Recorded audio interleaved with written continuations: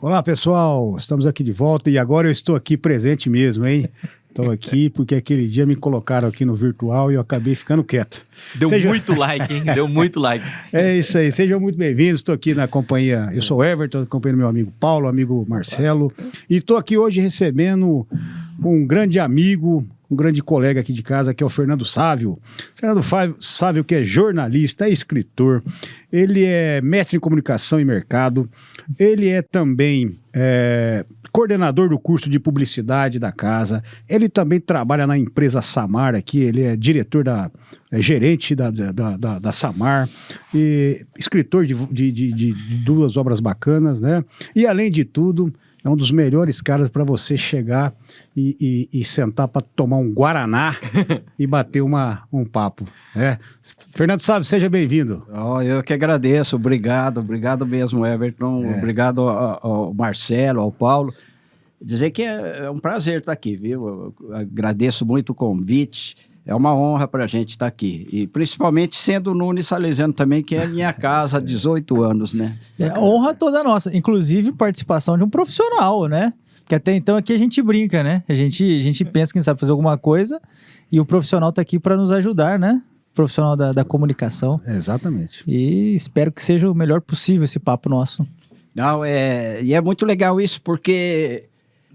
hoje as pessoas mesmo produzem seus conteúdos, né? Quanto influencers nós temos, pessoas que trabalham com vídeo, com áudio, né?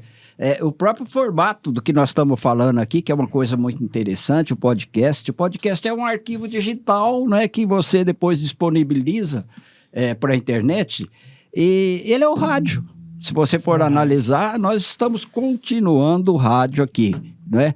O rádio que diziam que ia morrer em 1950, quando chegou a televisão no Brasil, né? Aquele maluco do Assis Chateaubriand, que era um visionário, foi um dos maiores empresários da comunicação brasileira, e resolveu trazer a televisão para o Brasil na década de 50, comecinho de 50. Não tinha nem televisão, os americanos falaram para ele, mas como que você vai montar uma estação de TV no Brasil se não tem aparelho de televisão? Ninguém tem. Ele falou, não, eu compro 200 e ponho lá, distribuiu por São Paulo e inaugurou. E começou, e aí falava, o rádio vai morrer. O rádio nunca morreu e continua vivo, continua, lógico, mudou o formato. Esse podcast é um exemplo dele, né? As pessoas hoje não têm aquele rádio tradicional, nem a TV também. Né? Aquele formato engessado, tal horário é tal programa, tal horário é tal, ela tem disponível o que vocês estão fazendo aqui e todo mundo hoje pode ser sim comunicador, mas tem as responsabilidades que vêm junto também, né? Muito bom. Sávio, seja bem-vindo também, tá? Deixar as minhas saudações para você. Eu vou dizer para você, já confessar aqui que um dos primeiros contatos que eu tive com você para falar a respeito de jornalismo, para falar a respeito de imprensa, foi um negócio muito gostoso, porque você é história viva, né?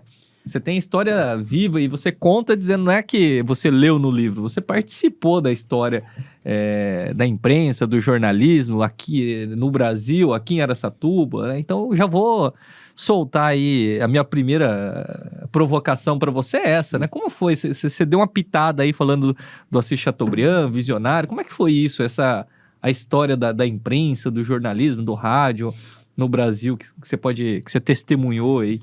Então, eu, na verdade, a minha parte profissional, eu comecei no rádio mesmo, né? Na Jovem Pan em São Paulo. Foi uma coisa assim também que às vezes me emociona falar, porque eu escrevi para o diretor da Jovem Pan pedindo bolsa de estudo para fazer cursinho. A minha ideia era fazer medicina e fazer um cursinho bom, eles davam bolsa de estudo. Eu falei, vou escrever para o diretor lá, nem sabia quem era, coloquei senhor diretor da Jovem Pan. E mandei umas 6 páginas de carta, chorando as pitangas. Pô, sou estudante do interior, estou aqui em São Paulo e precisava fazer um cursinho para poder competir mais ou menos iguais os outros que estão fazendo. E ele gostou muito da carta. Ele leu, mandou me chamar num domingo, fui lá, ele falou, vou te dar 100%, pode fazer cursinho. E eu agradeci, estava indo embora, mandou chamar de volta, falou, você quer trabalhar aqui? Eu falei, eu não acredito, o senhor está me dando uma bolsa e um emprego. Eu trabalhava numa livraria em São Paulo, na época, livraria francesa. E aí, no outro dia, comecei como redator na Jovem Pan, né? Ele gostou muito. Para mim, foi aquilo que eu queria mesmo. Aí eu descobri que o negócio era jornalismo, eu gostava de escrever, né? E a gente fazia notícia, foi aprendendo um pouco ali. Mas, assim, se você analisar a história da imprensa no Brasil, lógico, a própria imprensa escrita, né, que ela nasce aí... um dos pais da imprensa foi Hipólito José da Costa, aí de 1808, que ele fundou o primeiro jornal, que é considerado, ele morava em Londres ainda, chamava Correio Brasiliense, né, que ele editava o jornal. Aí começa, mas demora muito para haver mudança, né? O jornal ficou anos e anos naquele tipo, até o meu livro sobre a história de Araçatuba chama Letras de Chumbo, exatamente porque as letrinhas de chumbo que ia colocando uma do lado da outra para formar a palavra e formar uma página. Imagina as horas que levava para fazer isso. Olha o salto que a gente deu. Aí do jornal até o rádio também, década de 10, 20, né? Que a gente sempre chegou depois dos americanos, né? Aí chega para cá o negócio. Há um salto, e depois da década de 50, a televisão, né, que começa no Brasil muito devagar, muito difícil para se transmitir. Para vocês terem ideia, a televisão no Brasil chegou em 1950, que eu falei do Assis Chateaubriand. Em Araçatuba, chegou em 14 anos depois que compraram o primeiro aparelho e também não pegava. Os caras fizeram umas loucuras aí para tentar transmitir a televisão, e o cara escondeu o aparelho na casa dele porque tinha medo da vizinhança ficar muita gente lá e tal. Então é uma história muito legal, muito bonita isso, que tivemos aqui o começo da TV em Araçatuba e tal. E depois vem a internet, que aí é esse salto gigantesco, né? Que hoje a tecnologia permite que, é o que eu falei no começo, todo mundo faz a sua notícia, todo mundo produz o seu conteúdo, né? E aí tem uma série de problemas que isso causa também, né? Mas, assim, eu pude participar em São Paulo, né, da Jovem Pan. Eu comecei em 1977 na Jovem Pan, fiquei lá por 5 anos, depois fui estudar no exterior. E depois em jornal, né, no Estadão, trabalhei no Estadão. TV Gazeta como repórter esportivo também, uma outra experiência muito boa. E depois vim para Araçatuba em 88. Quando a gente chegou aqui, a TV Globo, que era a Globo Noroeste Paulista, né, que hoje é TV Tem, né, era assim, não tinha, para vocês terem ideia, naquela época, não tinha geração de imagens. Então, a matéria que era feita aqui, que eu filmava, gravava, não tinha como gerar a imagem para Rio Preto para editar e colocar no ar lá, que a emissora é lá. A gente entregava no ônibus. O ônibus ia para Rio Preto, eles pegavam lá, levavam para a emissora, editava e à noite colocava no jornal. Se tinha uma notícia mais urgente, um negócio que precisava, a gente ia até a Ponte de Barbosa e o pessoal vinha de Rio Preto para cá, meio do caminho, entregava a fita e ia embora. Então era assim, era muito... Imagina hoje você faz o repórter, né, com um simples celular, né, ele tá lá, a transmissão, o link é imediato. Ele faz tudo. Faz tudo. Antes você precisava, para fazer um link, que é a participação ao vivo, uma transmissão ao vivo, era um caminhão necessário. Hoje não, é uma malinha, um negocinho pequenininho, carrega na bolsa, você chega lá, pum, TP-Link já está no ar, né, já transmite ao vivo. Quer dizer, a mudança que houve realmente foi muito grande. Você fez lembrar, deixa eu aproveitar que você me fez lembrar de como é que aqui chegou em 64, né, televisão. Em 64. Lá em Buritama Buritama chegou bem depois, porque eu me lembro que na praça ali da Matriz, eu sou de lá, né? Eles colocaram uma TV lá, então o pessoal se reunia lá para assistir, né? O programa. Copa do Mundo. Exatamente. Então, mas é bacana, né? Você vê como é que é. E em curto espaço de tempo, né, sabe? Você falou desse tempo para cá, o tanto que mudou, né? Então, começou a diminuir, né? Você pega o jornal... até o rádio demora anos, aí vem o rádio, aí demora um tempão a TV, e depois só que vai diminuindo. E depois da internet, então, aí a coisa foi para não ter volta, rápida e sem volta, né? Hoje é uma revolução. Ô, Fernando, e assim, é muito interessante essa visão tecnológica, né? Essa visão de instrumento, né? Que nós observamos. Mas eu queria te fazer uma pergunta um pouco mais subjetiva, vamos assim dizer. E o jornalista? E aquele que produz a notícia nesse tempo todo, existiu uma evolução dele ou não existiu essa evolução dele? Necessariamente sim, porque ou ele se adapta ou ele fica fora, né? Como em qualquer profissão, é necessário. Hoje a gente diz assim, nós vivemos a era da perplexidade pós-internet, né? Os jornais principalmente. Porque você imagina, o jornal da década de 50, 60, a manchete do jornal, as manchetes, eram as novidades, realmente. Eram as novidades. Hoje, um jornal que sai amanhã de manhã, não tem nada de novo. Nada. Nada, absurdamente nada. Porque já foi tudo dado, a internet já falou, a TV já falou, o rádio já falou. Verdade. O que pode acontecer é de o jornal mudar. É isso que o grande investimento hoje, é a credibilidade. Tá bom. É investir em opinião, Sim. investir em qualidade de investigação, uma investigação em profundidade dos temas, poder dar, de um determinado tema, você desenvolver vários, por exemplo, sei lá, vamos falar de um assunto que está aí, estão falando, a tal da febre maculosa, né? Que estamos tendo um problema aí. É você pegar isso e ouvir vários especialistas, é você buscar um artigo sobre esse caso, buscar outros exemplos, enfim, é contar a história da pessoa que morreu por isso e etc. Essa gama de informação que pode dar realmente a credibilidade do jornalista, né, e do veículo de comunicação. Um exemplo, o New York Times. O New York Times é um jornal de prestígio inegável, né, no mundo inteiro. E ele tem 1 milhão de assinantes digitais. Ele conseguiu, porque o jornal impresso está morrendo. Sim. Não tem jeito. Né? Não tem sentido o jornal impresso mais. Acabou o ineditismo. Exatamente. Né? Acabou o ineditismo. E tem a questão da própria preservação, né, do meio ambiente. Até não faz sentido isso, mas... Não faz sentido. Exatamente. Então, por exemplo, o New York Times, um jornal influente no mundo todo, ele tem 1 milhão de assinaturas digitais, ele conseguiu, e 1 milhão e 800 mil exemplares ainda impressos, né? Tem.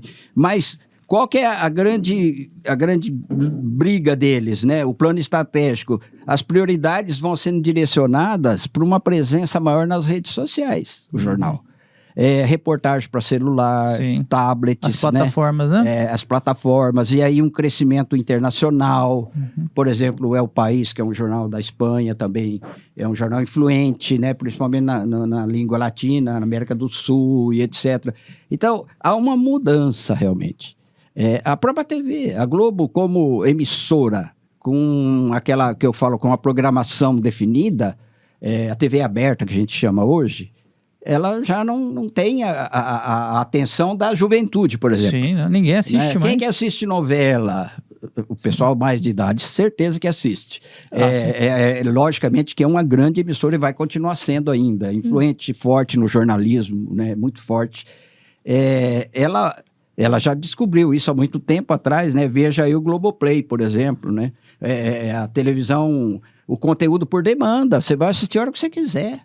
Né? A hora que você está na tua casa à noite, madrugada, a hora que você quiser assistir. Então, tudo isso é mudança, realmente. E você olhando assim, sabe, porque eu sou leigo no assunto, quando o Paulo fala do papel do jornalista, eu tenho a impressão, e aí pode ser porque eu sou leigo, de que era mais difícil ser jornalista antigamente do que hoje.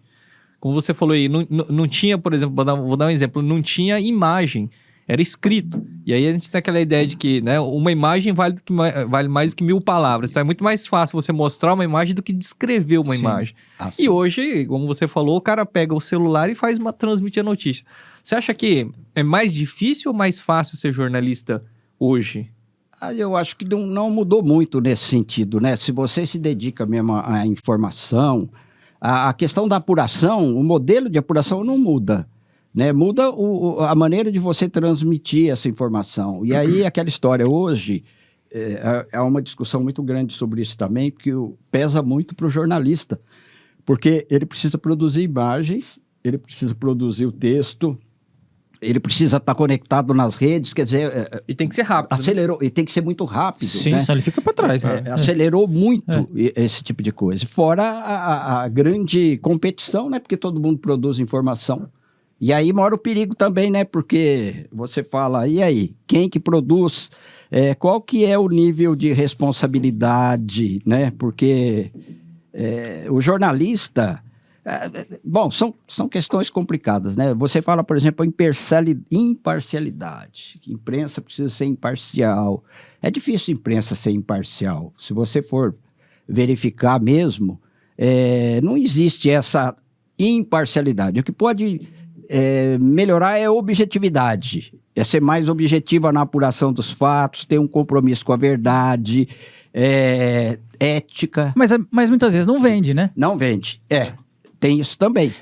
Eu já vi, por exemplo, em séries, em filmes, todo mundo aqui, aquelas questões relacionadas à imprensa, assim, o chefe do setor, o editorial falou, tem que ser assim, tem que atender tal interesse. Isso existe mesmo nos bastidores ou não necessariamente? Não necessariamente, né? As empresas... É difícil você dizer que não estão atreladas a certos interesses, né? Isso desde sempre. Sim. Araçatuba, a imprensa de Araçatuba nasceu desse jogo de interesses. Sim. O primeiro jornal daqui é de 1919, chamava o Araçatuba. O Araçatuba. O Araçatuba foi o primeiro. A cidade é de 1908, né? Em 1919 tem esse primeiro jornal. E em 1924 surgiu a Comarca, que foi um jornal conhecidíssimo. Infelizmente acabou, sei lá, eu já estava aqui quando acabou a Comarca, né? Depois da década de 80. Eles nasceram, principalmente a Comarca, como defesa de um grupo Sim. que tinha interesse em compra de terras aqui. Havia uma briga tremenda por terra. Isso aqui era o verdadeiro faroeste no começo. Né? A história de Araçatuba mesmo no começo, a disputa por terra, essas terras devolutas do governo, o pessoal tomava conta, e aí era aquela guerra. Tem toda uma história aí. E os jornais se digladiavam. Se você pegar o Araçatuba e o Comarca, eles brigavam entre si com editoriais, um falando do outro, e isso refletia na política. Acho que foi em 1926, Araçatuba teve 2 câmaras de vereadores ao mesmo tempo. Caramba, isso eu não sabia. Teve uma eleição, foi eleita uma Câmara dos vereadores, e a outra falou, não, nós que somos representantes, não, somos nós. E aí ficaram 2 câmaras funcionando na Praça Rui Barbosa, uma de um lado, outra do outro. Né? Legislando. Funcionou como se fossem cada uma verdadeira. Até que o governo do estado interviu, mandou tropa para cá, e no final da história a coisa acabou. Assim. Mas se você pegar a história assim... Mas, assim, os jornais, eles precisam deixar claro. O jornal, quando eu falo jornal, a televisão também, os meios de comunicação, né? Até de que lado estão. Sim. Até nas eleições. Por exemplo, a imprensa americana, ela é mais clara nisso. Os jornais, antes das eleições, dizem, nós estamos apoiando tal partido, a nossa coisa é nesse veio democrático aqui ou não, né? Aqui a gente não tem muito disso, mas você percebe, logicamente. Mas aí tem o Cláudio Abramo, por exemplo, que foi um grande jornalista, e Estadão, na Folha, e atuou aí em grandes coisas. Ele dizia o seguinte, não existe uma ética específica do jornalista. A ética do jornalista é a mesma ética do cidadão. A mesma coisa, o jornalista não tem que ser diferente do cidadão, né? O que tem que existir também, um jornalismo objetivo, mas são vários jornalismos. E aí a obrigação do jornalista é descobrir o que é considerado objetivo na empresa que ele trabalha, se ele concorda com aquilo, né? Lógico que a empresa não vai sair inventando as coisas, sim. Difamando nada, né? A coisa tem que ser muito séria. E aí ele dizia o seguinte, que o jornalismo é o exercício cotidiano da inteligência e do caráter. Essa é a regra do jogo. Né? A apuração dos fatos, ouvir sem subjetivismo. Os lados sem subjetivismo. Isso é necessário, né? O Milor Fernandes, grande cartunista, que todo mundo conheceu, era mais radical, né? O Milor falava o seguinte, jornalismo é oposição, o resto é mercado de secos e molhados, que é uma frase muito interessante, embora um pouco radical, porque ele dizia, se a imprensa o tempo todo está com o poder, no caso, no momento, né? Se a imprensa está junto, ela não é uma imprensa livre, né? Sem imprensa livre, nós não temos fatos, nós temos propaganda. Sim. Só propaganda. E a imprensa existe exatamente para isso, para levantar o controverso, dizer, ó, se não é propaganda, isso daí não é só governo de esquerda, de direita, de centro, não, é a mesma coisa. Todos eles, inclusive, têm um certo incômodo em comum com a imprensa, né? Porque acha que a imprensa está atrapalhando, não é? Isso acontece muito. Ô, Fernando, esse contexto aí você me fez... Você viveu censura, né? Sim, vivi. Eu comecei na Jovem Pan, que eu falei, em 77. Aquela época já era uma época um pouco mais calma, né? Porque os anos 70 que foram os anos de chumbo mesmo, perigoso. Conheci vários jornalistas que foram perseguidos, né? Presos. Mas na redação, por exemplo, que eu trabalhava lá na Jovem Pan, os caras não iam nem lá para censurar, ligava. Eu tinha uma mesa redonda no centro da redação, assim, tinha vários telefones que a gente ficava checando notícia, ligando e tal.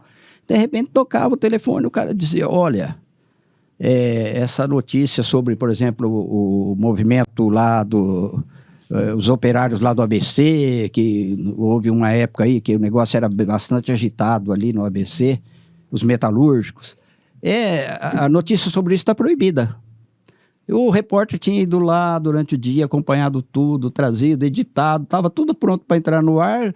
15, 20 minutos antes ligava e falava, está proibido. Se botasse no ar aí dava problema, realmente, aí não podia. Não era para pôr mesmo. Não tinha como. Então, demorou, mas a gente acabou conseguindo essa liberdade, né?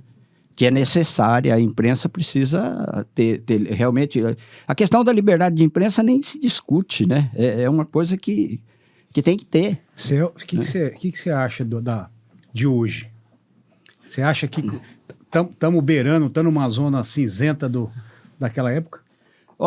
Já tivemos pior, viu? Eu acho que entra alguns governos, saem outros aí, e a imprensa está sempre sendo malhada, né? De certa forma. Lógico que existe também coisas que a imprensa não conduz de maneira talvez adequada. A gente pode ver isso. Mas essa história de querer regular, até o Marcelo tinha falado sobre isso, né? É um assunto que surge sempre, essa história, a regulação da imprensa é complicado. E nós temos agora uma discussão, né, sobre a questão desses grandes meios hoje que se tornaram aí... Facebook, Instagram, etc, etc. Como é que se controla isso? Né? Vai censurar? Não vai? Aí fala, não, mas se você colocar qualquer regra é censura. Outros falam, não, nem tanto. É preciso, tudo bem, pode até ter liberdade, mas tem que ter um controle. É isso que eu ia perguntar, Fernando. A sua experiência, eu acho que é o ponto para a gente tentar entender isso. Liberdade pelo livre também não é bom. Não, porque eu preciso colocar pelo menos limites em alguns pontos. Então, aí entra o perigo, que é por exemplo, a fake news é um bom exemplo disso, né? Poxa, uma notícia falsa é criminosa. Sim. Porque se ela nasce assim, ela é criminosa, é caso de justiça, é caso de cadeia para o cidadão que faz um negócio desse. E pode prejudicar a pessoa, do caramba. Difama, cria coisas absurdas. Cria medo, cria prejuízo, cria insegurança. Exatamente, isso. Mas tem muita coisa que se decide na justiça, não é na censura, por exemplo. Um jornal que faça alguma coisa errada, um jornalista que publique uma difamação, se ele não provou, se ele não tem... A figura pública ela é mais exposta. Naturalmente, se ele quis ser uma figura pública, ele tem que segurar a ponta também, né? Ele está sujeito a isso, né? Eu tomei um processo como jornalista, mas um só. E aí, o primeiro processo que eu tomei... de uma matéria que eu fui fazer lá em São Paulo, é um prédio enorme que tem ali na Consolação com Paulista, bem na esquina ali. Poxa, é um prédio, devia morar milhares ali de pessoas. E tinha problema com o síndico, e denúncias de corrupção, de desvios, essa coisa toda. Aí fui chamado lá, estava no Diário Popular, cobrindo um período de férias lá. E aí publiquei uma matéria grande no Estadão, contando toda a história lá, e o síndico, logicamente, se sentiu ofendido e me processaram. E aí o diretor me chamou lá na sala dele, eu era novinho ainda, era um general, cara, o diretor, ele tinha saído para reserva, aqueles dias estava tomando conta do jornal lá e me chamou lá e falou, ó, parabéns, hein? Eu falei, pai, parabéns, porque eu achei que era alguma matéria que eu tinha escrito. Sim. Ele falou, você está tomando teu primeiro processo, agora você virou jornalista. Eu falei, então tá bom, beleza. Ele falou, não, mas não se preocupe não, você só vai conversar com o advogado nosso para ele te defender e explica como é que é. Tá, e tivemos uma primeira conversa com o advogado, nunca mais falaram nada. Eu soube que depois, logicamente, caiu lá, a gente tinha prova de tudo que estava escrito. Então não há problema. Agora, se o cara difama, se publica coisas falsas... Extrapola, né? Agora, ultimamente, a coisa realmente é complicada. Você falou aí, Sávio, da época da ditadura, que muitas vezes o jornal recebia uma ligação falando, ó, não vai poder publicar, né? Mas hoje a gente tem um problema também, e fazendo o gancho com o que você disse das redes sociais aí, das plataformas, de uma espécie de censura algorítmica, né? Porque o algoritmo, ele pode escolher aquilo que ele vai entregar para mais... A notícia que ele quer entregar para mais gente é aquela que ele não quer. Então, por exemplo, dependendo como eu programar o algoritmo, eu estou fazendo uma censura, né? Eu acho que sim, censura, no fundo sim. Eu não preciso ligar para você mais falando, você não vai postar, mas eu posso fazer com que a sua postagem não chegue. Não chega. E tem coisas maiores vindo aí, né? Porque com a inteligência artificial, dizem que nós vamos chegar num patamar absurdo, que talvez a gente não consiga imaginar ainda, né?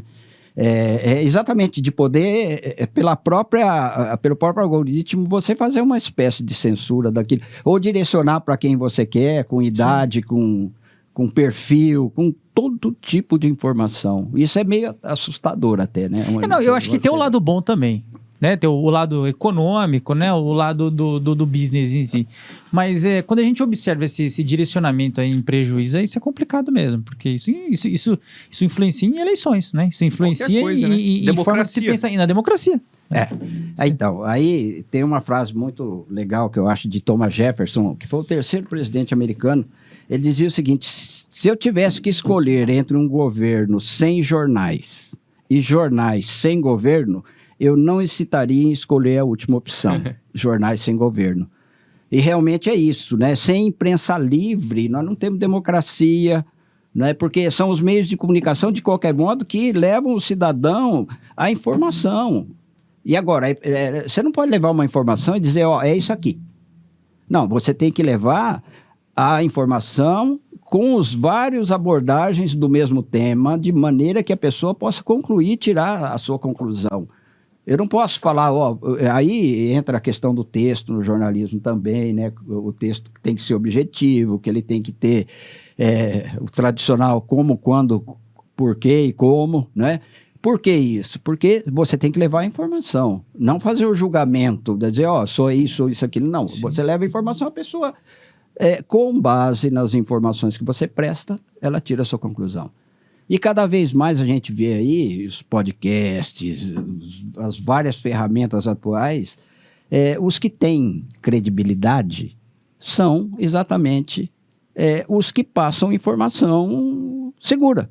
E aí não importa se é de direita, se é de esquerda, você vê aquele Carlson, acho que é Carlson, né, que era do canal Fox dos Estados Unidos, ele saiu de lá e aí tem uma série de brigas lá, porque acha que na época do Trump eles favoreciam realmente fake news, etc. Ele acabou saindo. Ele tem 55 milhões de pessoas seguindo as lives que ele faz. É um negócio maior até do que quando ele estava na TV. Sim. Quer dizer, a opinião dele, concorde ou não, ela é respeitada.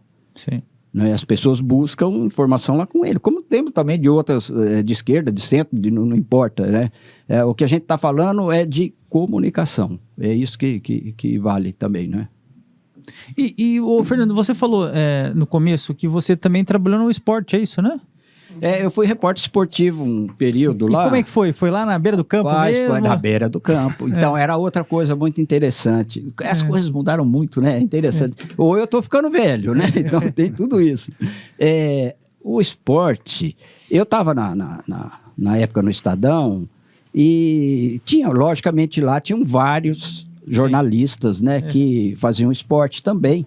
Um deles era o Roberto Avalone, no Jornal da Tarde. E o Avalone ele dirigia o esporte lá na TV Gazeta e ele me convidou para ser repórter. Eu nunca tinha sido repórter de campo, de nada. Principalmente esportes eu sempre gostei, mas não tenho essa coisa, esse conhecimento. Porque repórter esportivo, normalmente o pessoal conhece muito. A fundo, né? A fundo, estuda muito, são bem informados. E no comecinho foi meio complicado, né? Eu chegava... O primeiro jogo que eu fui fazer foi no Santos. Até o Serginho Chulapa, na Vila Belmiro. O Serginho Chulapa era centroavante e tal. E aí chegamos lá, o cara falou, ó, da hora que terminar o jogo, você vai lá embaixo, você vai entrevistar os jogadores lá no vestiário. Mas, por enquanto, fica aqui comigo. E eu fiquei lá em cima, tava o comentarista, o narrador, eu não lembro bem o nome dele agora. E aí, no meio do negócio lá, ele pediu opinião minha, rapaz. Eu quase morri. Eu falei, puta merda, o cara pediu minha opinião. Aí eu fui falar lá e tal. O que eu sabia era entrevistar, final do jogo, não comentar jogo, né? Ele me botou numa fria lá, mas legal, deu certo, né? A gente cobriu. Cobri a Portuguesa de Esportes, na época era o René Simões, técnico, um cara muito fabuloso. Palmeiras, Santos, São Paulo, o técnico Pepe naquela época. Então, foi um aprendizado muito bom, viu? A gente tem que ir aprendendo, pegava os jornais, lia tudo, né, para poder perguntar para os jogadores também. Foi uma experiência muito rica o esporte também na minha vida, né? Muito bacana, hein? Isso aí, pô, a bagagem, né? Meu Deus.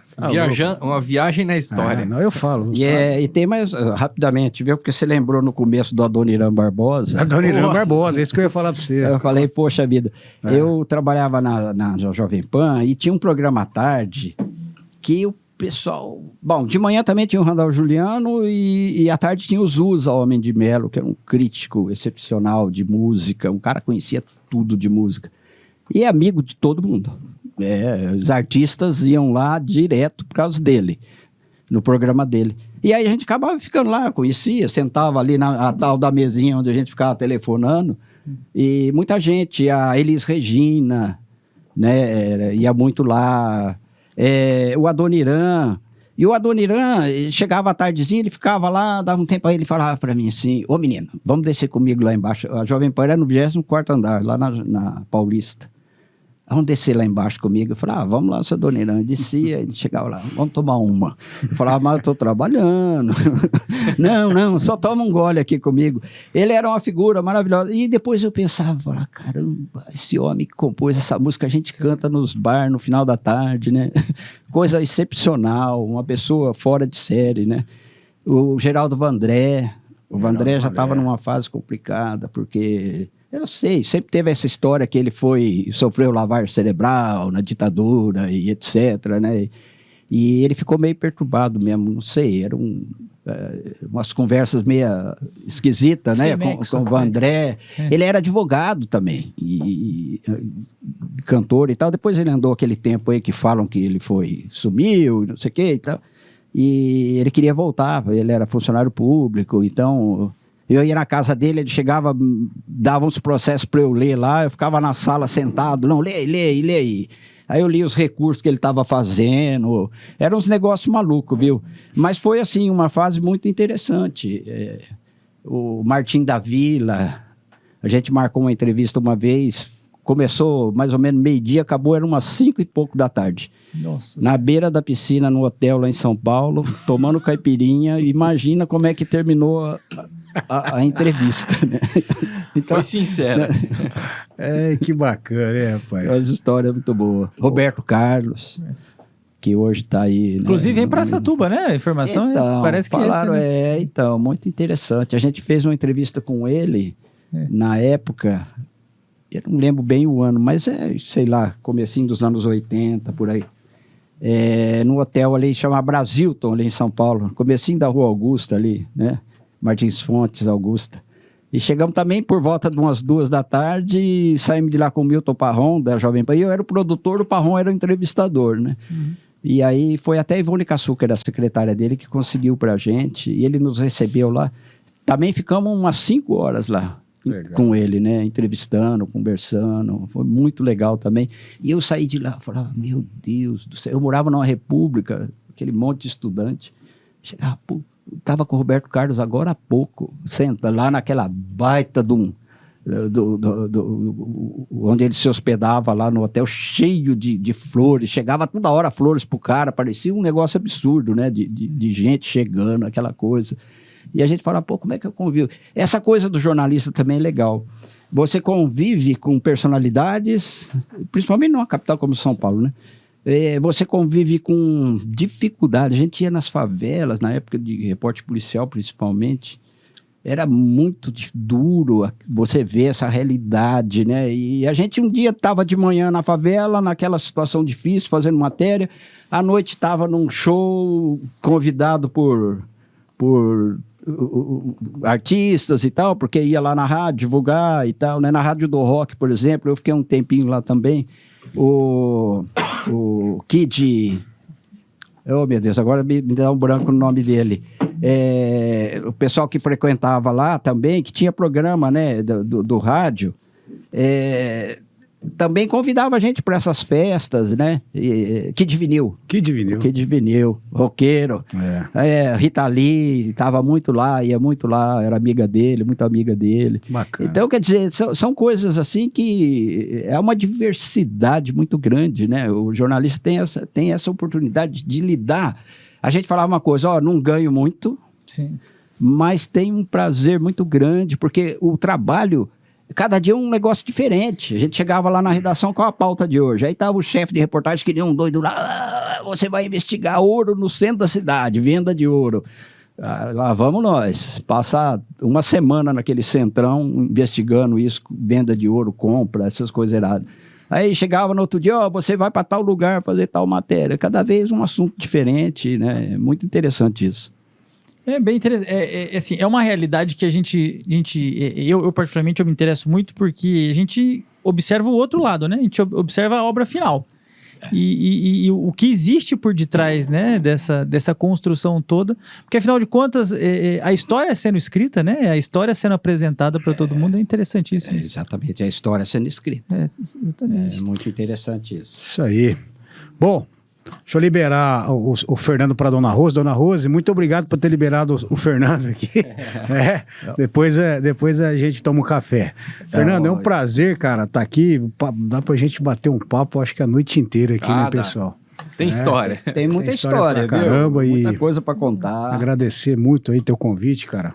E seja sempre bem-vindo. As portas estão sempre abertas aqui pra gente explorar mais o teu imenso cabedal aí, tá bom? Poxa, eu que agradeço, gente. Valeu. Ó, e dizer assim, vocês são, como dizer assim, personalidades, né, do setor jurídico, da justiça, e também são professores, são formadores, isso eu acho muito legal, né, essa possibilidade de formar essa juventude aí que está chegando, que tem muita coisa para apresentar para a gente, Sim. tanto no direito quanto na publicidade e propaganda, viu? Todos nós. E o Salesiano tá com curso aí, né, de publicidade, tem o jornalismo, exatamente, né, tem o a direito. publicidade. Isso aí. Muito bom. Gente, então a gente fica por aqui. Mais uma vez, muito obrigado pelo nosso contato e até mais. Valeu. Valeu. Falou.